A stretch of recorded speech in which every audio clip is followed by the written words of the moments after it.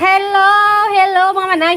Magluto tayong sinigang na pork. Ayan, pork. Baboy. So, ito na nga. Nilaga ko na to. Hinugasan ko na yan.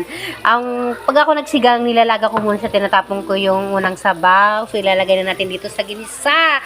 Ganyan ako magsigang. Kanya-kanya naman tayo ng pagsisigang kung anong klaseng sigang.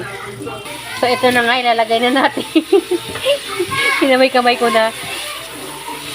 Naghugas naman ako ng kamay. So, ayan. Kasi lulutuin natin yan ulit. Ayan.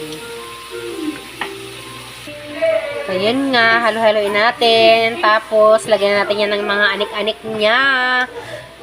Para lumasa. So, kanya-kanya ng style ng pagsisigang. Ako ginigisa ko muna. So, lagyan na natin ng mga kapangyarihan niya. Unahin natin ang patis. Eto na yung patis. Lagyan na natin para sumarap na siya. Lagyan na natin to. Pampalambot daw to. Charot. Lagyan na natin ng asin. Konting asin lang muna at may patis naman. So, lagyan na natin ng tubig. Tagilid pala yung video ko. Magagalit na naman ang aking jowa. Sabi niya, ang pangit ko mag-video. Sariling sikap kasi. Diba? Wala tayong magandang gadget. So, ito na. Tsaga-tsaga muna tayo dyan. So, ayan. Mapakulay natin yan. Takpan natin. Tapos mamaya, ilagay natin yung ibang kapangyarihan niya. So, ito na nga.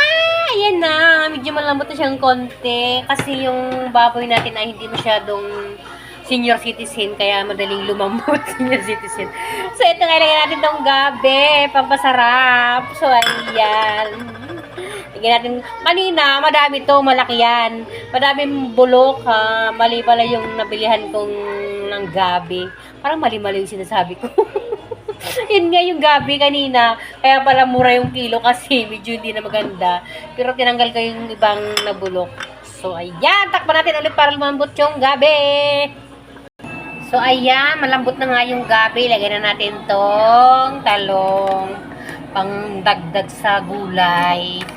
Ayan, kinamay ko na. Malinis ang kamay ko. Ito ay lutong bahay lang. Sariling version to, ha? Huwag kayong maghanap ng mga wala. Ayan, nagtataka kayo. Ba't kukunti ang tubig? Maya pa, naginit pa akong tubig. Eto, lagyan pa na natin ng isang kapangyarihan. O, ayan na, nilagay ko na.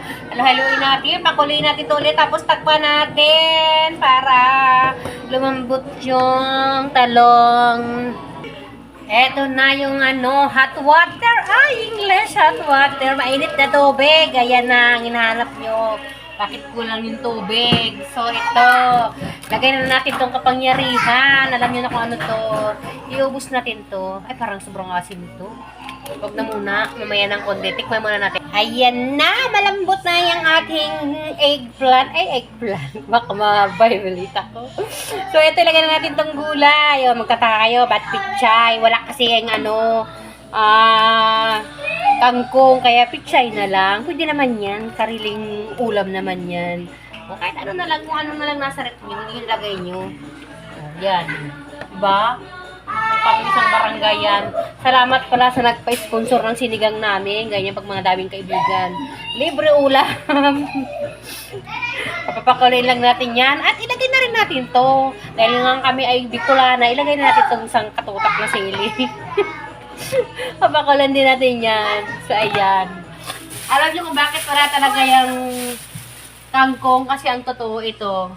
Patawarin niyo na ako kung walang kangkong yan. Ito ang kangkong. Nabulok siya. Yaya.